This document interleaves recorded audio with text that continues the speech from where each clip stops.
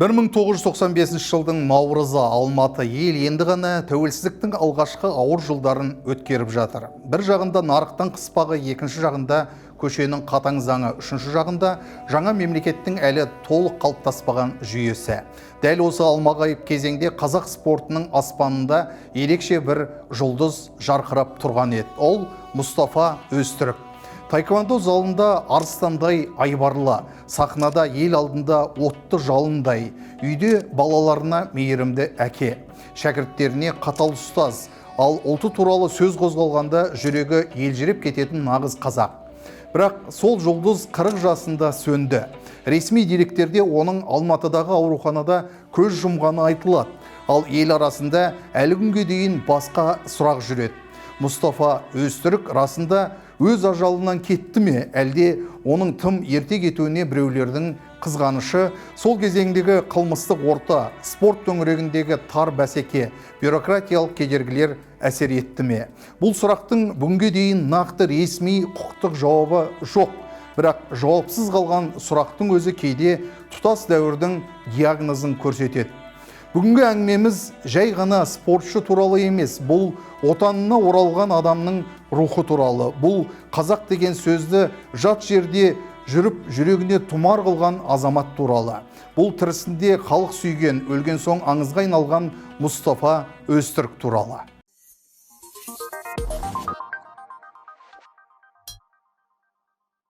Мұстафа 1954 жылы Түркияның Қайсері өңіріндегі қазақ ауылында дүниеге келді.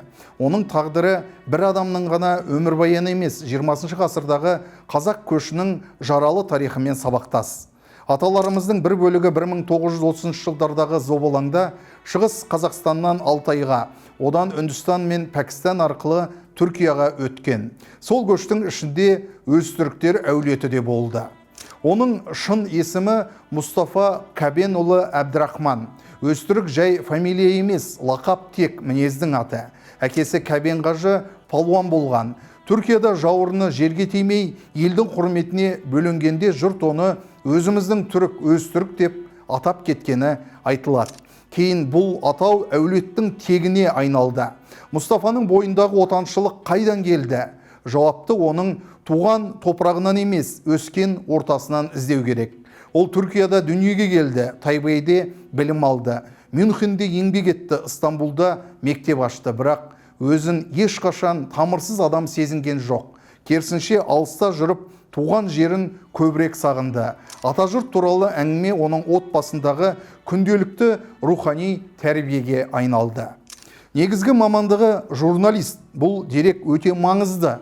Өйткені Мұстафа тек жұдырық пен аяқтың адамы емес еді. Ол сөздің де, ойдың да, идеяның да қадырын білетін тұлға болды. Ол Тайбэйде оқып жүргенде оның өміріне таеквондо кірді. Корей жекпе-жегінің техникасы ғана емес, ішкі философиясы оны баурады. Тәртіп, рух, жол, мінез, өзін жеңу. Ол кейін Германияда әскерилер мен полиция қызметкерлеріне шығыс жекпе-жегінен сабақ берді. Мюнхенде таеквондо мектебін ашты, Стамбулда шәкірт тәрбиеледі. Түрік шәкірттері әлемдік ареналарда жүлде ала бастады. Яғни Қазақстанға келгенде ол бос романтикамен келген жоқ. Дайын мектеппен, дайын тәжірибемен, халықаралық беделмен, ең бастысы миссиямен келді. Оның миссиясы бір сөйлемге сыйып тұр: еліме қызмет етемін. 1989 жылы Мұстафа Мюнхенде суретші Бексейіт Түлкиевпен танысады.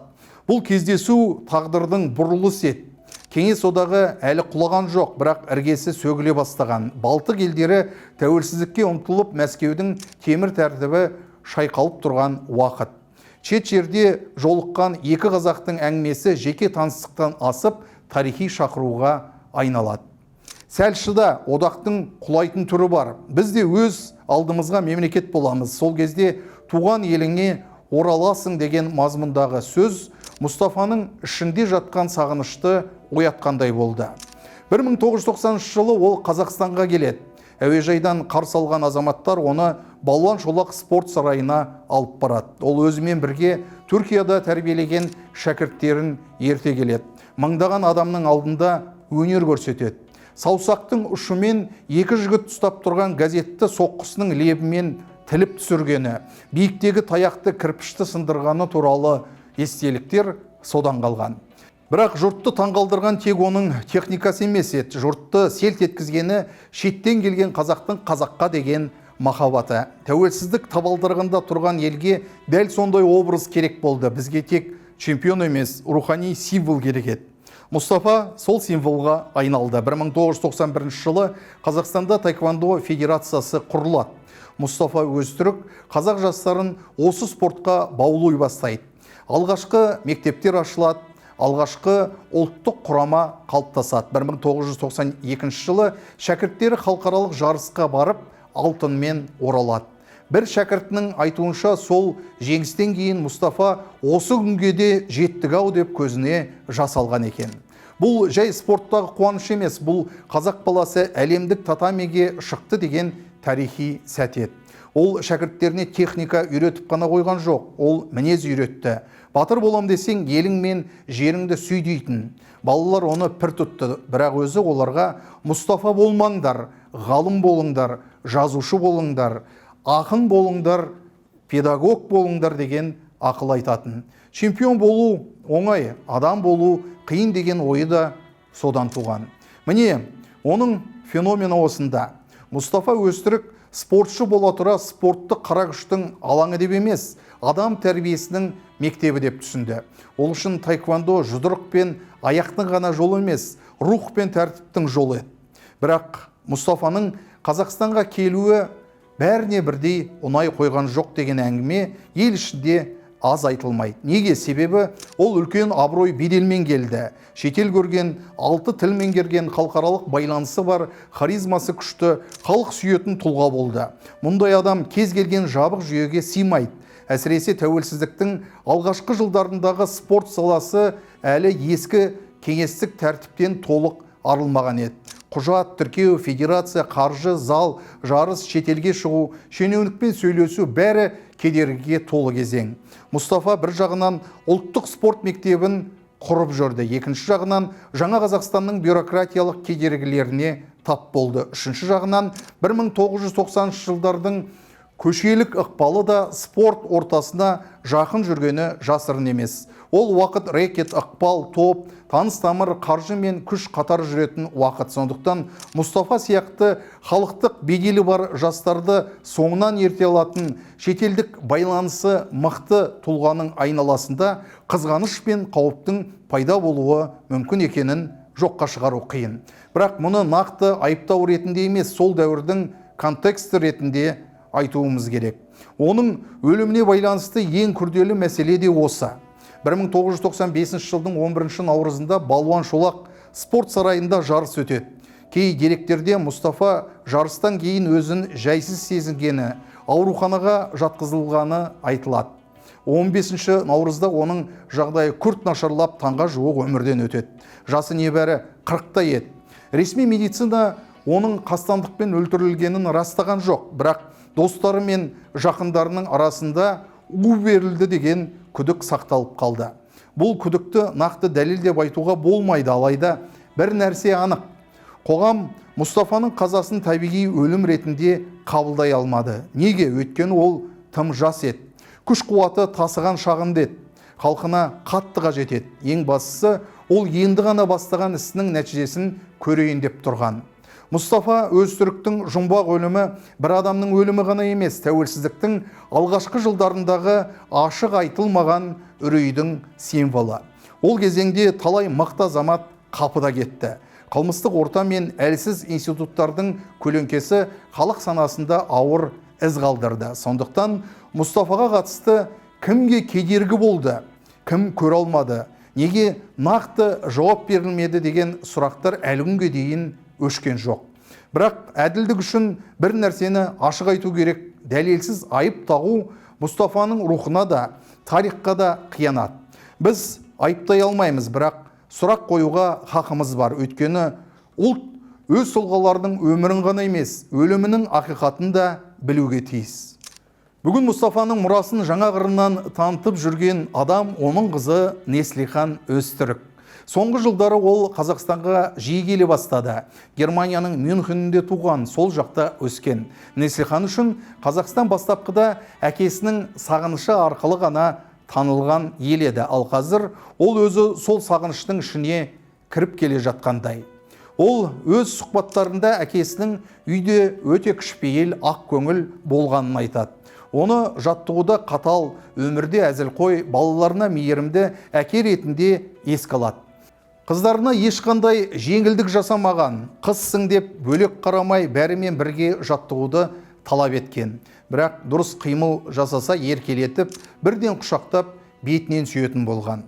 Неслиханның ең әсерлі естеліктерінің бірі әкесін кейін қайта танығаны.